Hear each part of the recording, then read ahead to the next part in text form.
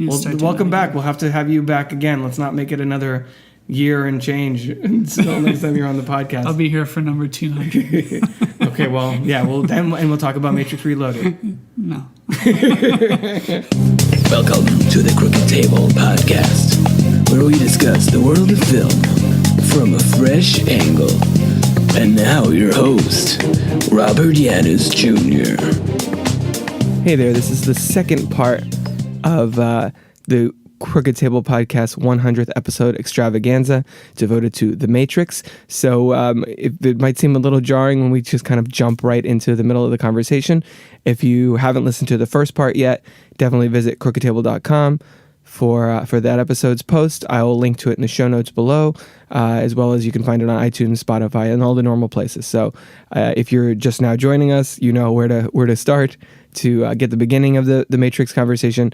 And if you're listening to this conversation already in progress, welcome back, and let's continue talking about The Matrix. Now, I mean, this whole scene is so iconic. I used to have a T-shirt with Morpheus' sunglasses, and one with Neo, one with the red pill, and one with the blue pill. Like, there's memes there's memes of the red pill and the blue pill, and like everything in this movie has become such a reference point that it's crazy. I mean, people talk about now, like with the deja vu and the glitch in the Matrix is a thing that people now reference because everybody knows about it and all of that.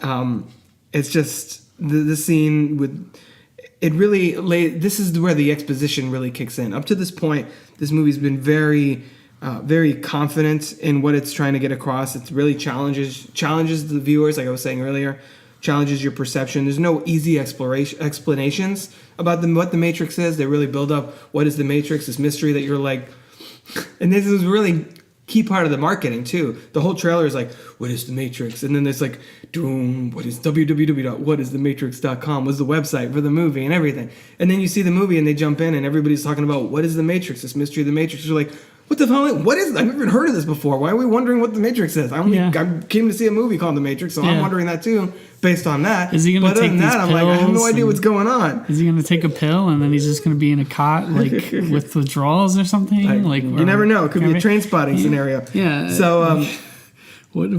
It really just rolls with that whole idea of the Matrix and this guy, and then Neo is this like notorious hacker, and Morpheus, and that's the other thing. Like they make reference to this earlier. Like they don't talk about their reputations in the real world very much. You know what I mean? The agents, when they take Neo, Mr. Anderson, and they have that whole melting his mouth together thing. Yeah. They say where you operate as hacker Neo and you're guilty of virtually every computer crime we have a law for. And then he talks to Trinity and he's like, oh, the Trinity that hacked into this thing. And then Morpheus, one of the men you consider the most dangerous man alive. They're like FBI most wanted like level shit and stuff like that in this movie, which is crazy. And it's also, again, ties into the whole anti-authoritarian thing where these people are essentially kind of considered almost terrorists in a way in the Matrix reality. Yes. Which I think is ultimately kind of turns out to be, if you think about it from a certain point of view, almost kind of problematic, because this movie came out 3 weeks before Columbine happened. And then that happened, a lot of people were like, it's the Matrix fault, because they wore long black trench coats and all that stuff. And, the whole thing where they're like, guns, lots of guns, that whole thing. Yeah. And that scene with them walking with them, the shootout in the hotel lobby, like, I love that sequence. I think it's amazing. But if you watch it from without the knowing what the Matrix is, you're just like, oh, okay, so they're just two crazy people in sunglasses and black coats that just walked in and murdered a bunch of people, which is what it looks like. Yeah, they're not programmed as people. Those are people that are going to be fed to other people in pods now because they got killed. Exactly. Yeah, they established very early on, Morpheus mentions, if you're not one of us, you're potentially one of them. As we see later in the movie, the agent's kind of taking over random people. And that's the scene where the movie really gets the most violent too. Like you see blood on those people as they're getting shot up by Neo and Trinity. Mm-hmm. It's not like all the other scenes before that. You're like, oh, people disappear and it's a program, or like they're just sparring and punching and stuff. They are killing people. They are kind of collateral damage, I guess, kind of in the war between the rebels Humans and the machines, Yeah, yeah. basically. But that is what happening. It's you're watching them walk through and murder people, and it's not like a simulation. They're murdering people. Yeah. So from that perspective, it almost makes you kind of look at it like, wow, make you think about the heroes in a different light in a way, just because that's kind of the context for it. I believe in this instant, in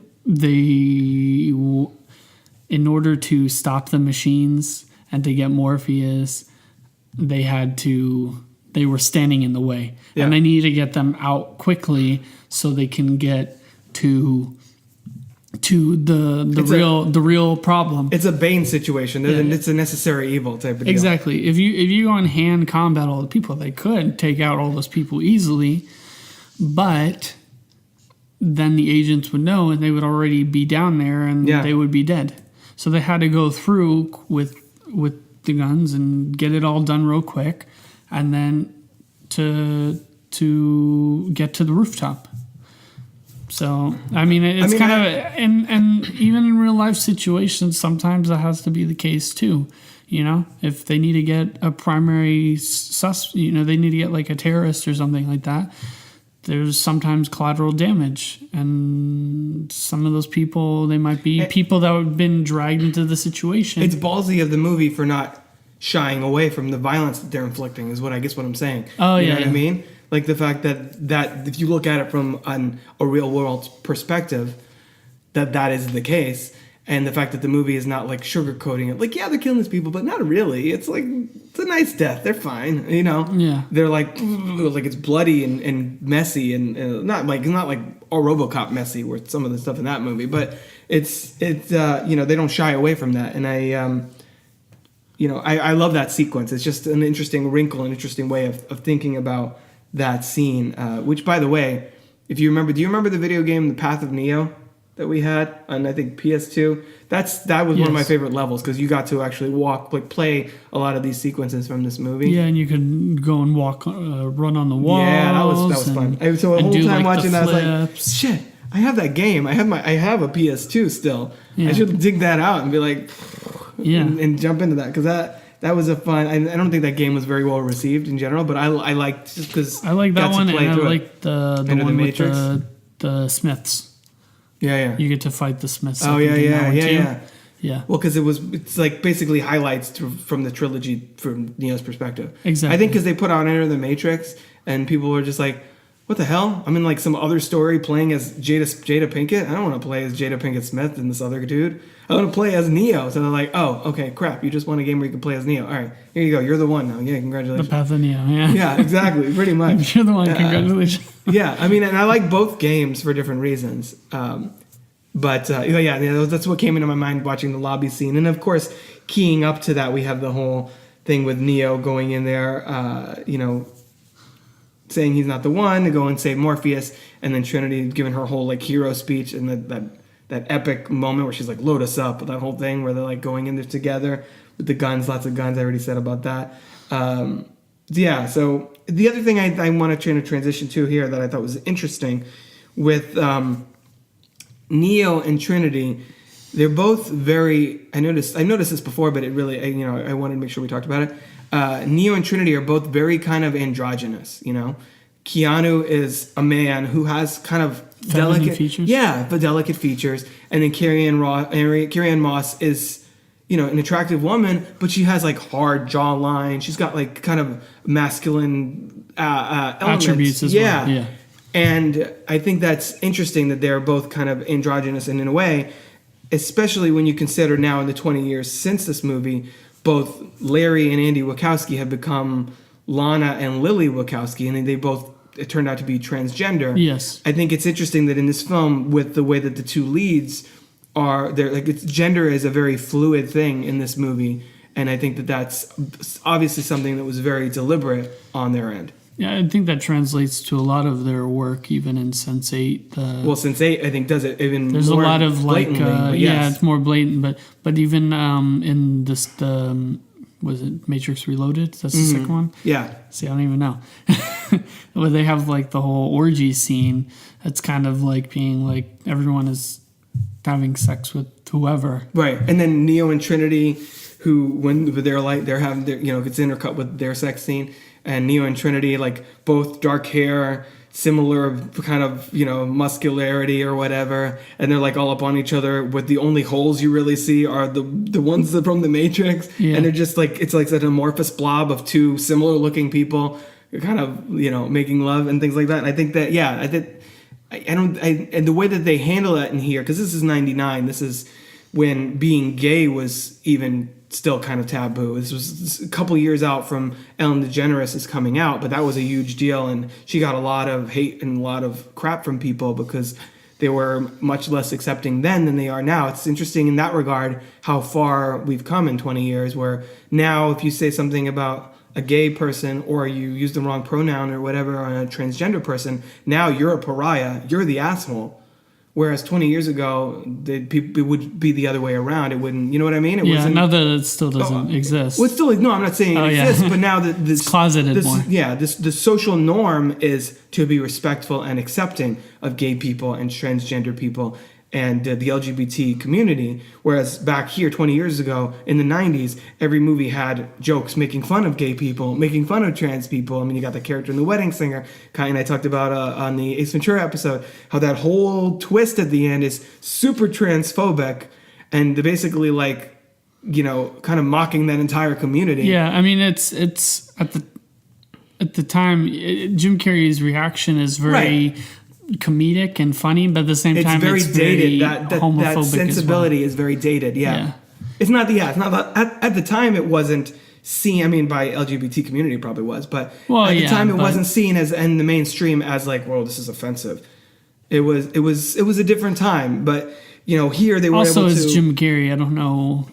Right, it's not like it's not Jim like, Carrey is not any other comedian. I mean, the year before Ace Ventura, you had The Crying Game, which has a huge gender dynamic twist as well. Yes. So yeah, it did exist, but it wasn't as mainstream. It wasn't the people's reaction to that kind of gender fluidity, like I said, was not nearly as evolved as it kind of is now for the most part. Like again, I'm talking like the generally accepted social norm. Yeah, because more and more people started talking about it, and because more and more people started talking about it, they realized, hey, there's more of a community of people that have the same sexual preference as I do, or feel that they're not, they were born a different gender, and because of that, because they have other people that feel the exact same way that they do, as a group, as a community, it's easier to face issues. Back then, though, it's like, who was coming out. Ellen DeGeneres comes out, but all these other people are closeted, but they're afraid of coming out. And now you have enough people that are brave to come out, then you start getting a voice, and people more and more get that bravery too. Right. It's like you're at like a high school dance or something, and everyone's like afraid to go out and dance, and then one person goes and dances, and another person. It's kind of like that effect, right? Domino effect. I think there's another effect, probably like word for it, like a term, but it's the same concept, yeah. So, and I just thought it was cool how they made took such a statement on that in the 90s when that was not cool, and they kind of snuck it in there under the guise of just like who they cast and the way that they portray those characters, Yes. Whereas then, as you said, Ellen DeGeneres, I don't think we realize now. I mean, some people do, but I think some of us sometimes forget because we take it for granted that Ellen DeGeneres the LGBT community owes a lot to her. For really pushing that forward and being one of the people bold enough to come out in such a public way on her TV show, on her sitcom in the 90s, and like all the magazines and interviews and everything that really became out of that. Whereas now an actor or whatever tweets out, they're gay or whatever, and trans, bisexual, whatever, and comes out of the closet, and everyone's like, "Good for you, live your best life, you do you." Whereas then it'd be like a lot. I mean, you still get hate and shit too, obviously, but those people now will be taken down by the people that have got their back. Whereas before, everybody would be like, "Yeah, okay, I don't know how I feel about that." You know what I mean? Yeah. And it's a real evolution with that. And this movie was, in a way, it's ahead of its time in kind of tackling that, but doing so in a very sly way so that Warner Brothers would be like, I don't know about all this. This is not, what are we, Netflix over here with all that? You know what I mean? Yeah, you're saying like The Matrix? Yeah, The Matrix, the way that they had that theme in there. It's a subtle theme. It's subtle, exactly.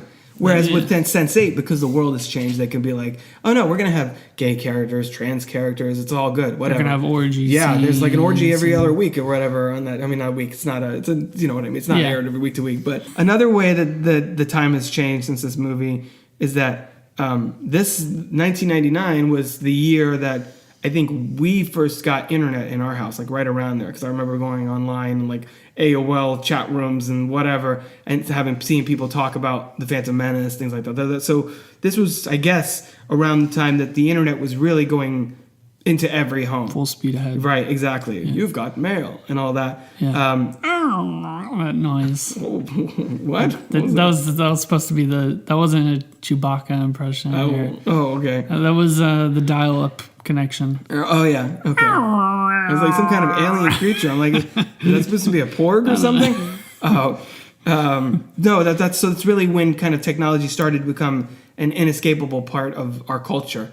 I mean, there were and the movie really reflects that with the cell phones and the computers and everything is about the internet and technology. You know, the movie is really like the 90s there was like a lot of techno thrillers. There were movies like Hackers and The Net with Sandra Bullock and things like that. And this movie really kind of pushes that to the extreme in a way, where the whole film is about technology. You want to get out of here? You need a phone. You need to call me on a cell phone and get to a landline. Mm-hmm. You need to boot up and load yourself in and plug yourself into stuff, which is like kind of almost a metaphor for like entering the Matrix is very much kind of a metaphor for logging onto the internet. Yeah. Joining part of a community where, part of the system, whatever. It's very much that. And I think it's interesting that the film really encapsulates so much of that. Yeah. There's a big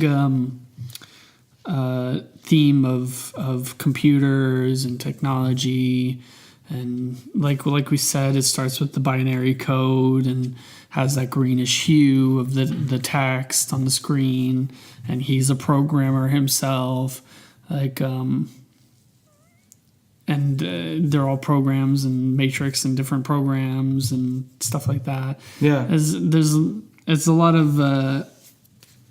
of computer themes in this. Yeah, definitely. There's the whole the other theme that they really touch on a lot is the harsh reality versus kind of a beautiful lie. The whole ignorance is bliss thing with the red pill and the blue pill. It's like, I think that's another part of why this film has endured so much, is that it kind of asks you the question, well, what would you do? Would you want to be ignorant and just be like living your, quote, happy life, normal existence as part of the system, or pull yourself out from that and be like eating this same goddamn goop every day and being cold all the time and wearing rags basically, and like the blue-gray existence that is the real world here. And I think that's an interesting position or moral question to pose the audience, because it makes, as much as we hate Cypher in this movie because he's got that evil goatee and obviously he's up to no good. Mm-hmm. It's not even a goatee, it's like it's only here, I think. He doesn't have it on the sides. It's just like under his chin, like the mustache, like this little. I guess it is a goatee. The goatee just has a little. He doesn't goatee. have the sideburn things. No.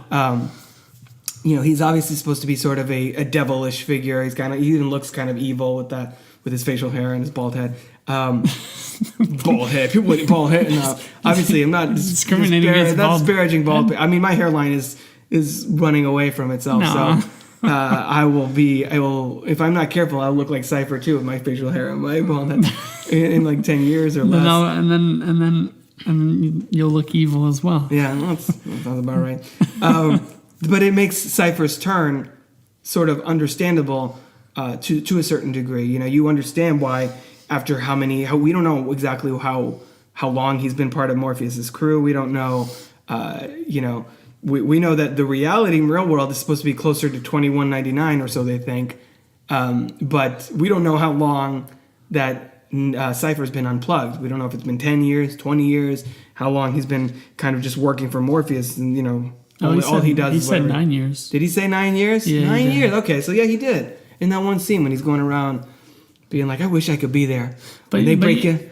But he said like for I don't know, when he was talking to Trinity, probably. I think either Trinity or Agent Smith when they were having the steak. Yeah, he's like, for the last 9 years, you know what I've come to realize? Ignorance is... Yeah, that's right. Yeah. That's exactly what it is. So, I don't mind. Maybe over the past 9 years, he came to that realization, and maybe he's been unplugged longer than that, or maybe he's only been unplugged for 9 years. But they did say that they normally don't get that old. Like, they normally unplug them when they're younger. Yeah. Because it's easier for them to dissociate the reality from the real world, or the Matrix from the real world. Right. So maybe you end up in a what's her name? Mal situation from Inception, where they were in the dream so long that she just couldn't like reconcile what was real and what was not real. Exactly. So he might just mean like 9 years working with Morpheus, yeah, or 9 years. That's when he realized that he doesn't want to do this and to be in that world anymore. He doesn't want to feel cold or, whatever. It's unclear exactly. Yeah. Yeah. So because he's older than Neo. How much older would you say? Like maybe 6-8 years, maybe Something like that. Yeah. So Neo is supposed to be, what is Keanu? And Neo like is here? supposed to be Keanu is too like old. My age, early mid 30s, right around. He's like 50, early 50s now, so early to mid 30s, and then more. Cypher's probably a little closer to 40, late 30s maybe. Yeah, exactly. So that's probably like when he started working with Morpheus or something. When he says that. That's a kind of a decent jumping off point for the fact that I like the ignorance is bliss line translates into like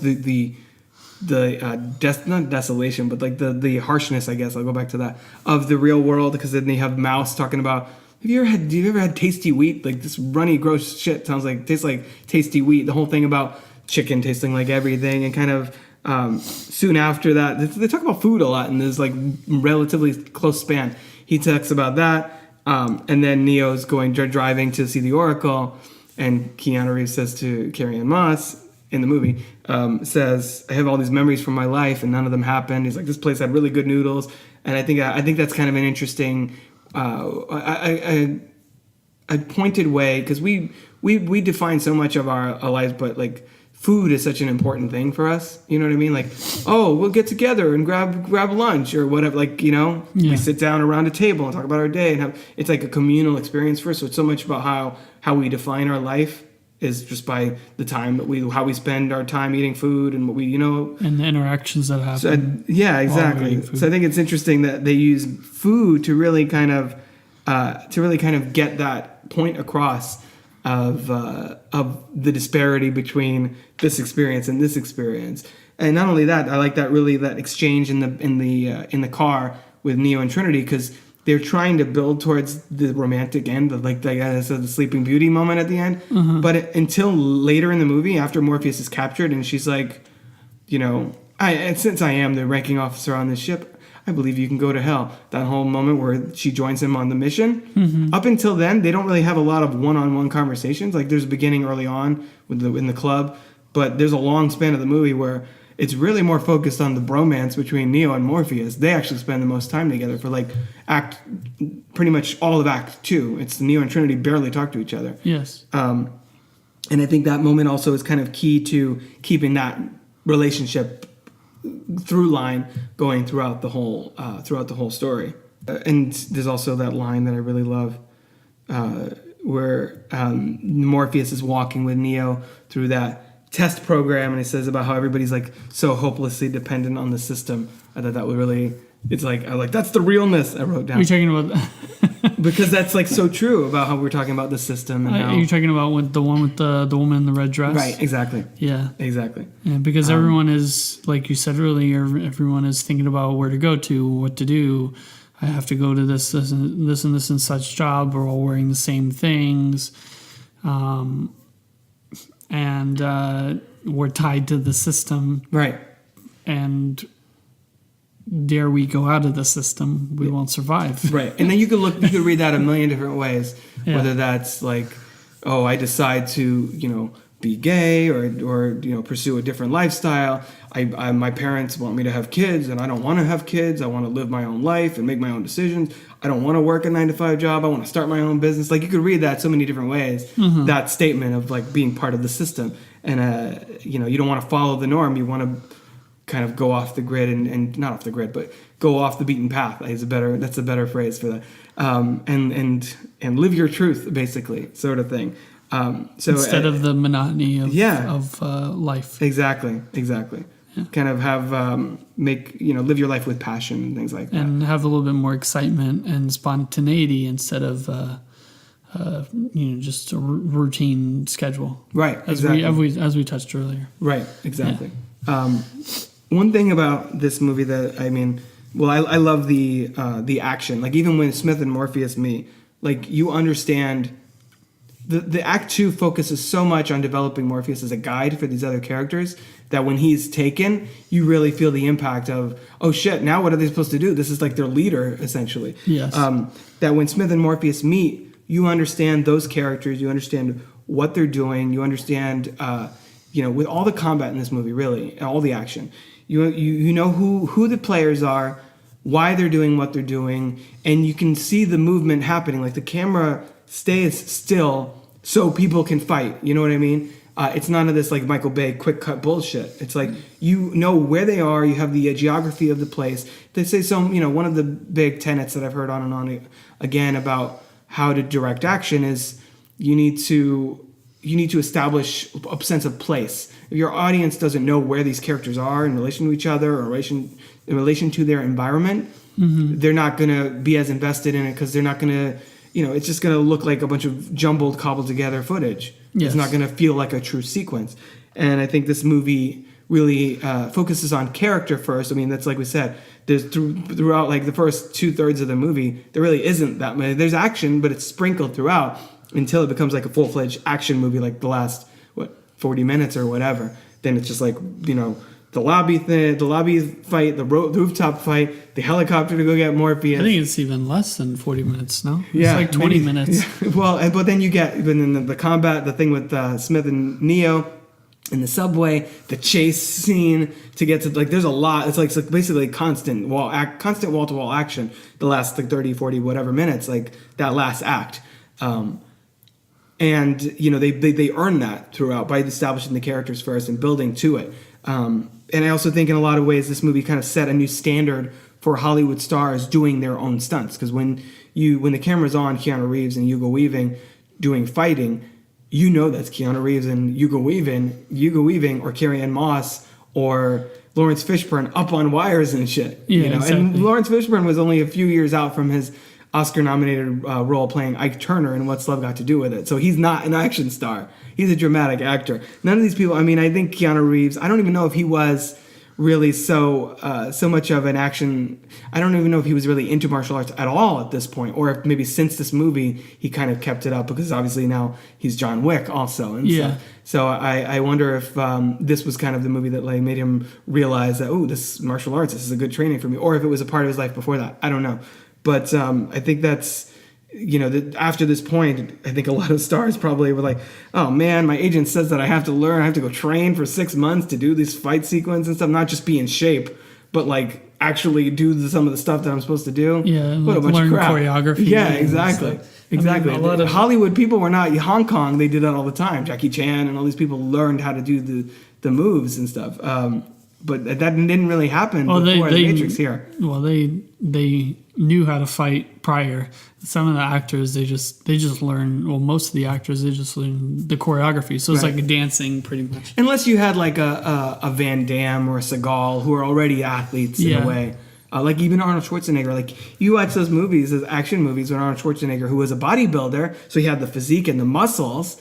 But he's not like doing kung fu for most of these, holding up shooting things. It's just like, it's not literally as brute force. It's not as like as the like agents. Yeah. Or the Hulk or something like that. Yeah, exactly. There's not as much skill involved. And I think the Matrix is a tremendous turning point where regular actors had to learn how to become action stars, in a way. Also, I like that action, that type of like shooting action better, where it's not like the Jason Bourne cut like very, very quick, fast paced. I don't know if it's because a lot of like those are in like close quarters, and maybe when it's like at close quarters, like say in a room or in a house or something, it's maybe they're like, oh, it would be cooler if we do like fast and cut pace or whatever. But if it's like outside or on a rooftop or in like a dojo or something, maybe they want to go and do like no like quick shots, just like just get the whole image with the two of them fighting, right? Yeah. I don't know if that has anything to do with them choosing that, but I like seeing the movement instead of it cutting back and forth, because then it feels like it's not. It feels like there's no technique. It's inauthentic, is what it is. Yeah, it feels like there's no technique. It's just the person that you give props to is the editor. Yeah. You know what I mean? Basically, you don't. Yeah, it's exactly my point. Part of another thing that why I think the sequels kind of suffer is that the entire crew of this ship, with the exception of the main people, is killed off, and not even Tank carries over. And I know part of that was behind the scenes. Like I think Marcus Chong wanted a certain amount of money, or was like a pain in the ass on set or something like that. But I really like that character, and it's a bummer that he got set up here, and rather than recast, they just had him, I guess, die from his wounds that Cypher inflicted on him or whatever. Is what happened? That's what they said in interviews and stuff. I think they were just like, yeah, fuck that guy. He was annoying to deal with on the set or whatever. I don't know. But then, I don't like the way that goes, because I thought Tank was a really endearing character in this. I thought that brought a lot to it. He had a lot of energy. He's like, it's a very exciting time, and like things like that. I thought he was really great there. And then the tease for Zion, I think, also backfired, because he makes Zion sound really cool. It's like, oh, the center of the earth where it's still warm. And then you do Zion, it's like, I was like, oh man. I think Zion in the sequels is actually the most boring scenes in the movie are set in Zion in the sequels, is my opinion. But yeah, so the Tank thing is also kind of a bummer. I really liked his character in that. I mean, shifting my notes over, that was you might have hurt my pages there. So we talked about how Smith is becoming more human. I liked the scene where there's a whole sequence, and I know we quoted this a lot growing up, but the whole Smith holding Morpheus is like, I must get out of here. I must get free. That whole thing. Yes. And how he's cracking under the pressure of being in the Matrix and becoming more human, sort of in reaction to that. But he makes an interesting point about how this version of the Matrix has been redesigned to and he mentions, the first Matrix was this, like almost hinting at the fact that there were other, but he hints also at the fact that there have been other versions of the Matrix, which is interesting. But he talks about the late 90s as the peak of our civilization, and he talks about evolution, like the dinosaurs, and about how we define our reality by our suffering, by misery and suffering. Yeah. I think that's kind of a profound thing. They said that he said that the Matrix was more believable when that was incorporated. Right. When it was a perfect world and nothing bad happened, then they started to question if something was wrong. Right. And I think, you have that, a lot of people are like that today. They start getting antsy when things are going too well, because they're waiting for the other shoe to drop, and like, all right, something's got to go bad to, nothing could be going this well. You know what I mean? Like, people tend to like self-sabotage or whatever. It's interesting. It's an interesting idea to ponder whether we do, we need to be a certain amount of upset with things, or just depressed or angry or whatever, frustrated, in order to because a lot of times, people do this to all varying degrees, but I think pretty much everybody at some point manufactures drama. Whether you're making a big stink over nothing, over some little bullshit thing, or someone says something to you and you react a certain way. It's like, you're like looking for reasons to be pissed off. It's almost like you do define your reality by your misery and your suffering. And I like how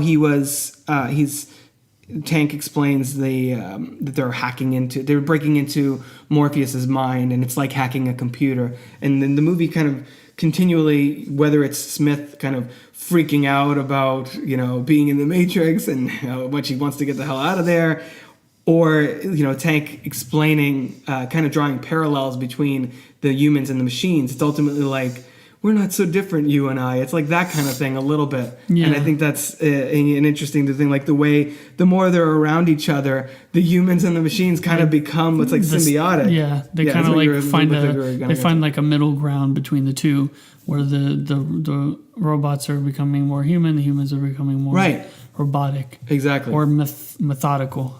Right. I guess, which is internally. You get that's another theme I think that also plays into something like Blade Runner, where I don't know if you've seen Blade Runner, at least not recently. I probably showed it to you at some point. No. Well, the replicants have like a lot of human characteristics. And then you have Harrison Ford's Deckard, who's like very kind of cold and unfeeling, almost robotic. And it's kind of, I think they play with that dynamic a lot too there. The whole thing, I feel like that whole scene with Morpheus and Smith is such a showcase for Hugo Weaving in general. I think because one of like the agents are hanging around the humans, and if you hang around someone enough, you're going to become them. Right. So they're hanging around the humans, so they're becoming more and more humanized by. That's what he says. Like he feels like. Being infected by it. He's being infected by it, and he calls us a cancer of this planet, and they're the cure. Yeah, and on the flip side, the people from the real world are trying to think and move more like them in a way, so they survive. Mm-hmm. You know what I mean? Yeah.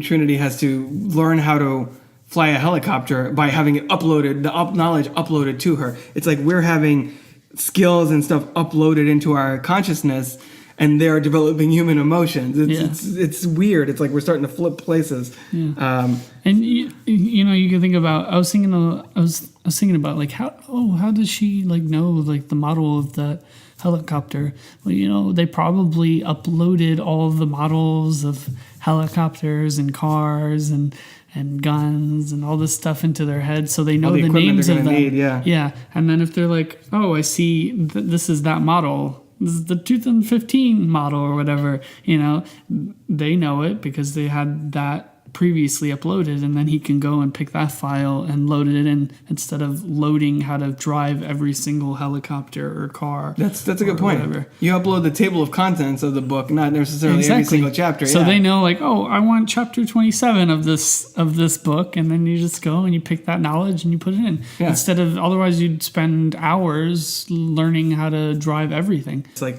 Trinity in the chair with her eyes kind of fluttering, and then Trinity on top of the rooftop with her eyes fluttering. She's like, let's go. I love that. That's so cool. It's like you have an avatar that's in the Matrix. Yeah, exactly. And you have that avatar and you upload skills or whatever to it, and then an avatar is a perfect way to say it, because Avatar does that same kind of thing, where his consciousness is being put into this like basically body that was built for him. Oh, in Avatar. Yeah, but it's like that in terms of computer terms. But it's like but even the movie Avatar it delves into that that concept of your consciousness and your body are not the same thing.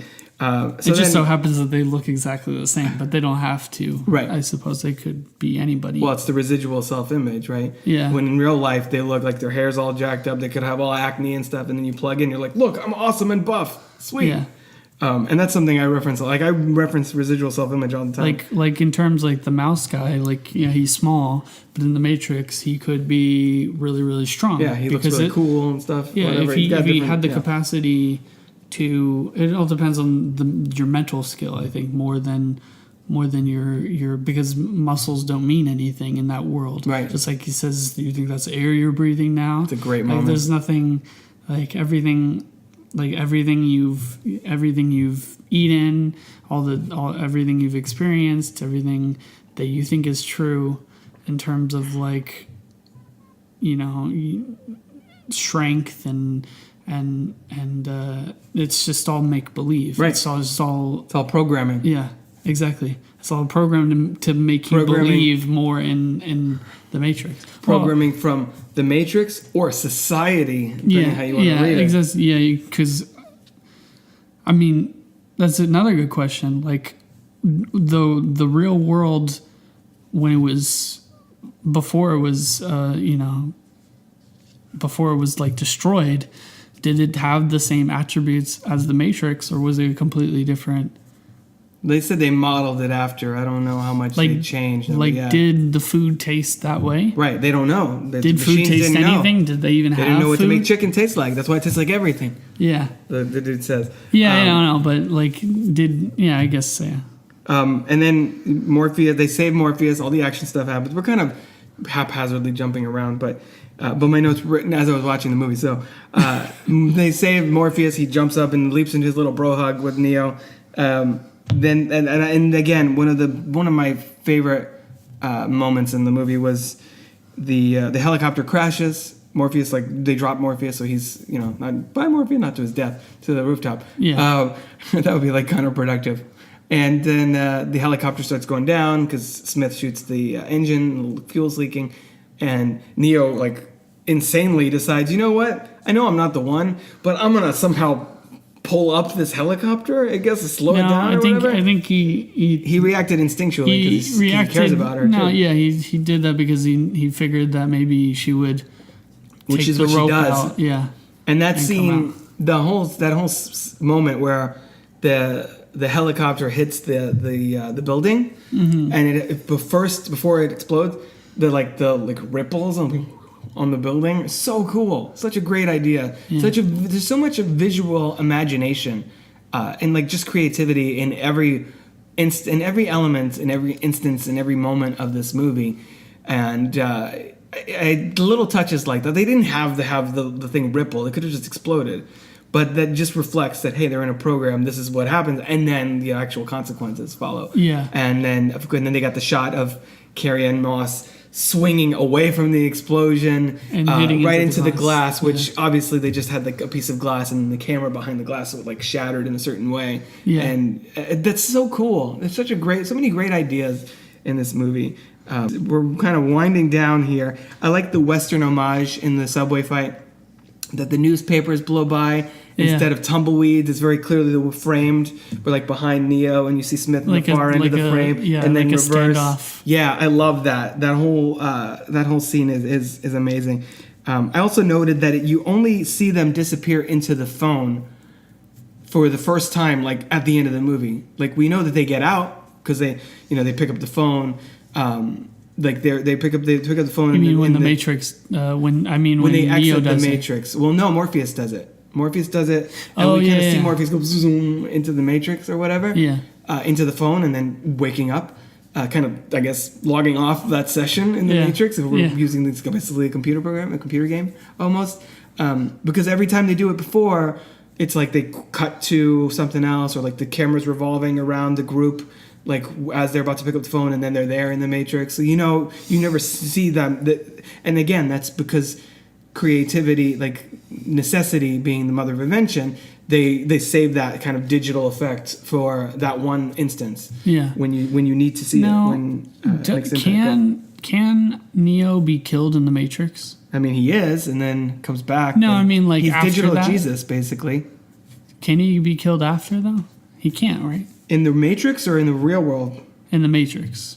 I don't know how they would, because he stops bullets and stuff. Well, because he's fighting the ghost people and stuff, but it's can he be killed though? And because of that, I think because the whole movie mentions at one point the body can't live without the mind. But technically, there's no stakes maybe in the sequels as much, because you're all right. He already transcended his mind. Yes. Though. Yeah. The whole limiting factor of the other characters and Neo before he gets killed is that a part of them still believes that the Matrix is going to cause their mind harm.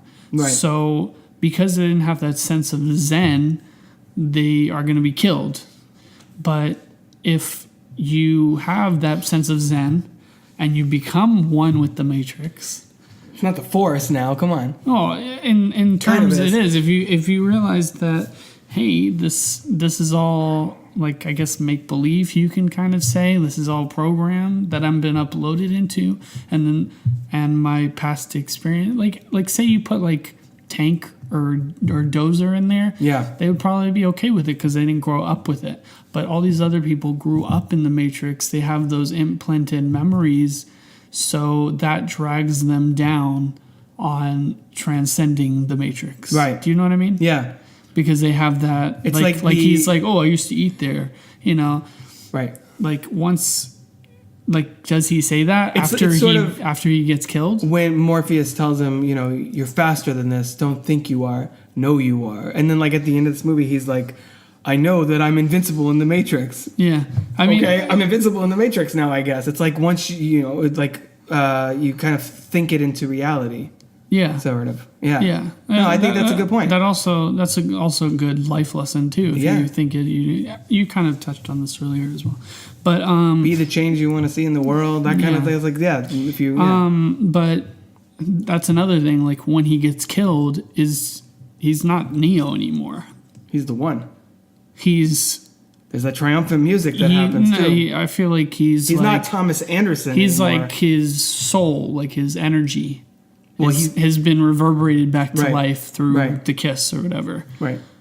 And because of that link, because maybe, you know, when you die, your mind is still active even after you're dead a little bit.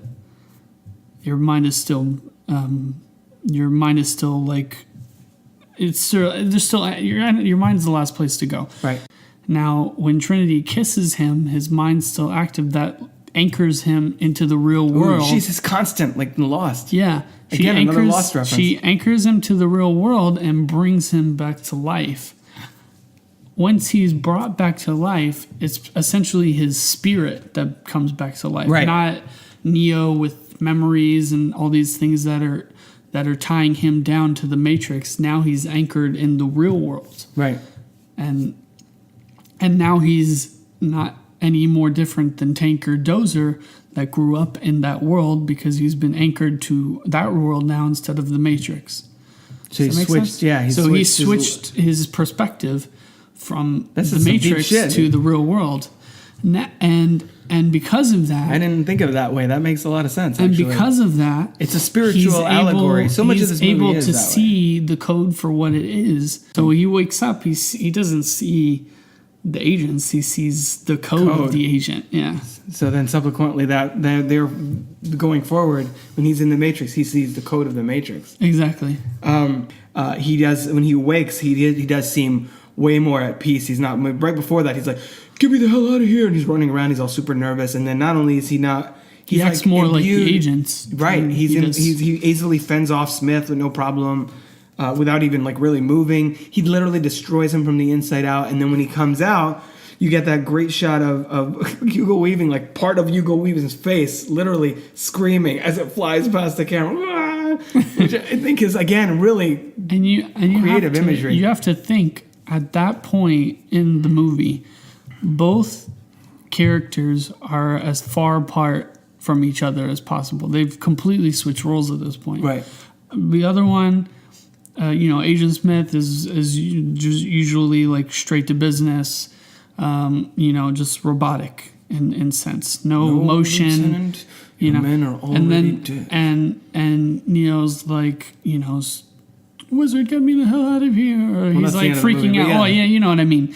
But he's like showing emotion. Then they've switched. Now Neo is cold faced, stone cold faced, and Agent Smith is showing frustration. Well, it's not even, exactly. And he starts, they completely swap roles. It's not even like stone cold face. It's like he's literally like at peace. He does a deep sigh, and it's almost like a very Buddhist kind of like meditation mirthful thing. He just straight up jumped into a dude, popped out of the dude, and he's just like, the walls kind of reverberate when he stands there. And it's really, it underscores the fact that spirituality is such a key in this movie.